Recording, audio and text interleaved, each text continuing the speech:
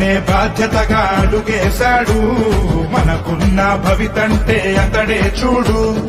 అక్షరమే ఆయుధమని నమ్మినవాడు, ప్రజాసేవే లక్ష్యముగా కదిలెను నేడు. అక్షరమే ఆయుధమని నమ్మినవాడు, ప్రజాసేవే లక్ష్యముగా కదిలెను నేడు. అది నవచరితే రాయాలని తన సంకల్పం, యువ భవితే మార్చాలని పట్టెను పంతం. నవచరితే రాయాలని తన సంకల్పం, యువ భవితే మార్చాలని పట్టెను పంతం. యుద్ధానికైన తాను ఇక సిద్ధం సిద్ధం.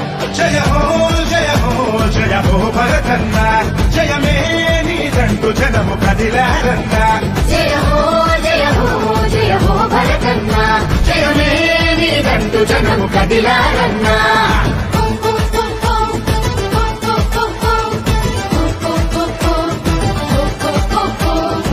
మూర్తి తాతగారి ఆదర్శన ప్రజాసేవలోకి వచ్చాడు మన భరతన్న.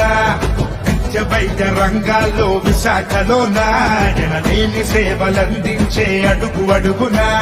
చదువుకున్న విలువలున్న కుర్రాడితడు, తెలివితోటి తెగువతోటి అడుగేశాడు.